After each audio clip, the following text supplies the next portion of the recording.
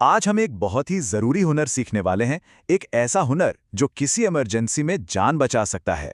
जी हाँ, हम बात कर रहे हैं फायर एक्सटिंग्विशर को सही तरीके से चलाने की। ये एक ऐसी जानकारी है जो हम सबको पता होनी ही चाहिए। जरा एक पल के लिए सोचिए, घर पर या ऑफिस में अचानक कहीं आग लग जाती है। उस पल क्या होगा? अक्सर लोग घबरा जाते हैं और घबराहट में सही फैसला लेना बहुत मुश्किल हो जाता है। लेकिन अगर हमें पहले से पता हो कि क्या करना है, तो हम शांत रहकर हालात को संभाल सकते हैं। ठीक है, तो जैसे ही आग दिखे, उसे बुझाने के लिए भागने से पहले बस कुछ सेकंड रुकना है। सबसे पहले हालात को समझना है। ये सेफ्टी का सबसे पहला और सबसे जरूरी नियम है। हमें खुद से फटाफट 3 सवाल पूछने हैं। पहला, क्या आग इतनी छोटी है कि उस पर काबू पाया जा सकता है? मतलब किसी कूड़ेदान में लगी आग जितनी। दूसरा, क्या पीछे की तरफ भागने का रास्ता एकदम साफ है? और तीसरा, क्या जो एक्सटिंग्विशर हाथ में है वो सही तरह का है? याद रखिए, अगर आग बहुत फैल चुकी है या धुआं ज्यादा है, तो हीरो बनने की कोशिश बिल्कुल नहीं करनी है। और ये बात गांठ बांध लीजिए, अपनी जान से बढ़कर कुछ भी नहीं है। अगर एक पल के लिए भी लगे कि हालात काबू से बाहर हो रहे हैं, तो फौरन वहां से निकल जाइए, दरवाजा बंद कीजिए और इमरजेंसी सर्विसेज को फोन लगाइए। चलिए अब बात करते हैं उस जादुई तरीके की जिसे दुनिया भर में फायर एक्सटिंग्विशर्स चलाने का सबसे आसान और सबसे कामयाब तरीका माना जाता है। इसे कहते हैं PASS टेक्निक। बस ये 4 अक्षर याद रखने हैं, PASS। तो ये पैसेज है क्या? बहुत सिंपल है। P से पुल मतलब पिन को खींचो, A से एम यानी निशाना लगाओ, S से स्क्वीज मतलब लीवर को दबाओ, और आखिरी S से स्वीप यानी एक तरफ से दूसरी तरफ चलाओ। चलो अब एक एक करके इन स्टेप्स को समझते हैं। देखिए, पूरी की पूरी प्रक्रिया बस इन 4 आसान से स्टेप्स में है। खींचो, निशाना लगाओ, दबाओ और चलाओ। है ना एकदम आसान? इमरजेंसी में ये आसानी से याद भी रह जाएगा। तो सबसे पहला स्टेप P यानी पुल। एक्सटिंग्विशर के हैंडल में एक सेफ्टी पिन लगी होती है। ये एक तरह का लॉक है। बस इस पिन को पकड़कर जोर से बाहर खींच लेना है।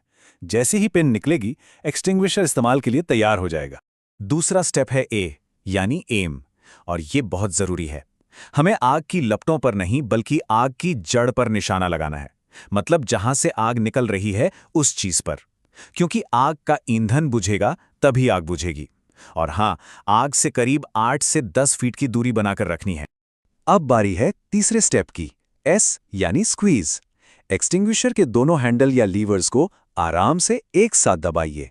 ऐसा करने से उसके अंदर का केमिकल बाहर निकलने लगेगा। इसे बहुत जोर से नहीं बल्कि धीरे धीरे और लगातार दबाना है।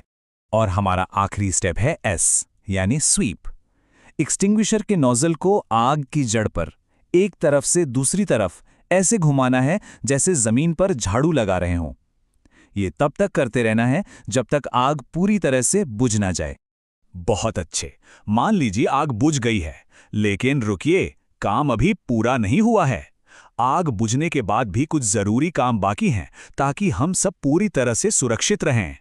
सबसे पहले उस जगह पर लगातार नजर बनाए रखें। कभी कभी आग दोबारा भड़क सकती है। दूसरा, आग चाहे कितनी भी छोटी क्यों ना हो, फायर डिपार्टमेंट को फोन करके जरूर बताएं। वो आकर चेक कर लेंगे कि सब कुछ सुरक्षित है। और सबसे जरूरी बात, जो एक्सटिंग्विशर इस्तेमाल हो गया है उसे फौरन रीफिल करवाएं या नया लगवाएं। एक खाली एक्सटिंग्विशर किसी काम का नहीं होता। तो इन सब बातों का निचोड़ क्या है? निचोड़ बस एक ही है, तैयारी। तैयारी ही सबसे बड़ी सुरक्षा है। किसी अनहोनी का इंतजार करने से लाख गुना बेहतर है कि हम उसके लिए पहले से ही तैयार रहें। ये बात बिल्कुल सही है। क्या करना है ये जानने और ना जानने में सिर्फ कुछ सेकंड का फर्क होता है, लेकिन इन कुछ सेकंड की जानकारी का नतीजा बहुत बड़ा हो सकता है। PASS टेक्निक को याद रखना एक छोटा सा काम है जो किसी बहुत बड़े हादसे को टाल सकता है।